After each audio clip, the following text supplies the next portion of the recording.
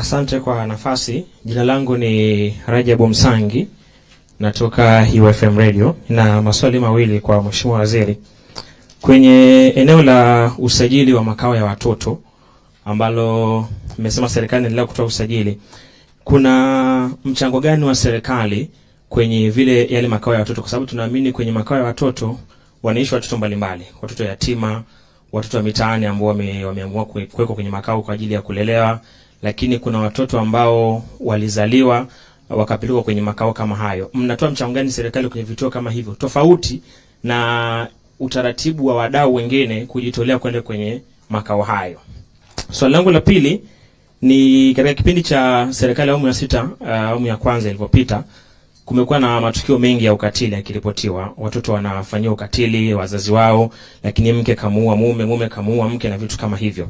Kwenye mkakati wa serikali ya awamu ya 6 kipindi hiki cha pili, kama Wizara ya Maendeleo ya Jamii, Jinsia na Wanawake na Makundi Maalum, mna mpango gani wa kuhakikisha kwamba haya hayajirudii? Lakini je, yale ambayo mmekuwa mkichukua hatua zikichukuliwa, watuhumiwa wanakamatwa, lakini bado matukio yanatokea, kwenye utafiti wenu mmebaini nini changamoto?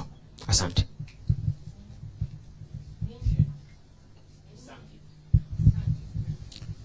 Asante. Kwa jina naitwa John Bukuku kutoka fushangublog.co.tz. Nilikuwa na maswali mawili. Lakini kabla ya maswali yangu mawili, kwanza nikupongeze Mheshimiwa Waziri. Kuna message yako moja nilisoma ukimjibu mtu ili nichekesha na kufurahisha. Nikasema kweli unafanya kazi. Alikuwa anasema kwamba amemsomesha mtu alafu baadaye akamkataa, ukamwambia umekosea masharti. Kwa hiyo nilicheka, lakini pia ikaniburudisha. Lakini nikaelewa pia kwamba umefanya kazi yako vizuri. Swali langu la kwanza, katika uratibu wa haya mashirika yanayofanya kazi na serikali kwenye jamii, hivi karibuni kumeonekana kiongozi mmoja wa dini huko Mara akilalamika kwamba maadili yamebadilika sana. Watu wanaonekana na familia zao na nini, wanaona heshima zao, lakini usiku wanabadilika, wanakuwa wengine kabisa, unakuta kumbe na yeye ameolewa. Sasa kwenye kufuatilia haya mashirika, na shida zaidi iko kwenye hawa watoto kwenye vituo vya kulelea watoto na labda na shule hizi za watoto wadogo. Serikali inafuatilia kwa kiwango gani kujua kwamba haya mashirika yanafanya kazi yake inavyotakiwa, hayapandikizi zile tabia za ajabu ajabu ambazo zinaanza kuibukia sana sasa hivi? Jambo la pili nitaka kuuliza ni kwamba katika hii mikopo ambayo mnasema kwamba imeanzishwa na ambayo watu wote wanaweza kusajili biashara zao wakakopa, changamoto tunayoiona ni umesema kwamba wanatakiwa usajili kwenye mifumo, kwenye mitandao, lakini sasa ukienda vijijini huku utakuta sana wanatumia simu, hata kama na simu janja sio wengi, wengine wana visoswadu vile, lakini anaweza kutumia kile kama inakuja message ya kawaida, lakini sio kwenye mifumo kama website na nini, vitu kama hivyo. Sasa sijui mtarahisisha vipi ili vijana wote waweze kufaidika na hii mikopo na kuhakikisha mnaelimisha ili waweze kupata hii mikopo. Asante. Karibu. Kwa kifupi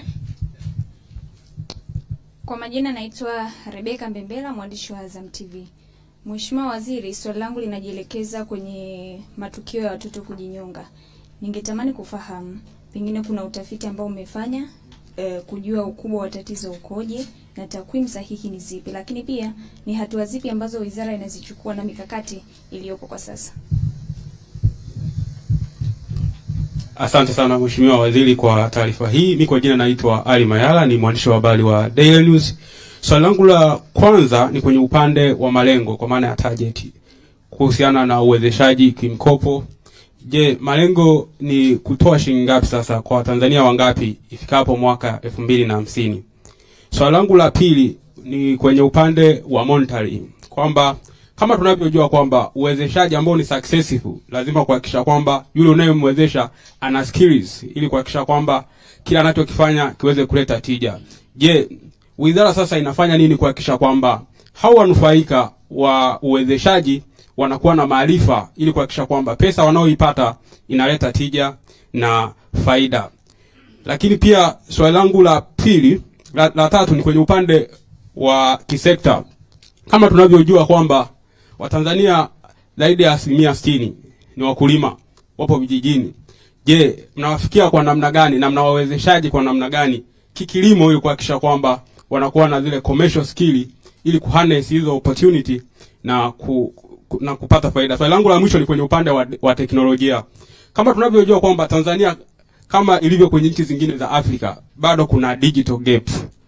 Sawa, tunaongelea gender equality and whatever, but tukija kwenye upande wa digital gap sasa mnafanyaje kuhakikisha kwamba mna enhance digital inclusion kwa watoto wa kike na watoto wa kiume, kuhakikisha kwamba kuna digital equality, lakini pia wana monetize hiyo digital space ili kuhakikisha kwamba hatutumii tu mitandao kwa njia kwa maana ya kupashana habari, lakini pia tunaitumia kwa faida na kwa tija ili kuendelea kiuchumi. Asante sana.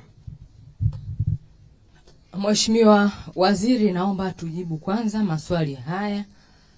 Tutaendelea kupokea maswali mengine baada ya majibu. Karibu. Asante. Kutoka kwa Msangi ameulizia kuhusu usajili wa makao ya watoto, tuna mchango gani, na matukio mengi ya ukatili kuna mpango gani kuwa hayajirudii? Mkurugenzi, anaweza kaanza mtaalamu afu nikamalizia. Naomba ujibu yale unayoyajibu alafu mwisho atakuja kumalizia. Aha. Karibu. Naomba niseme kuhusu usajili wa makao ya watoto nchini na mchango wao.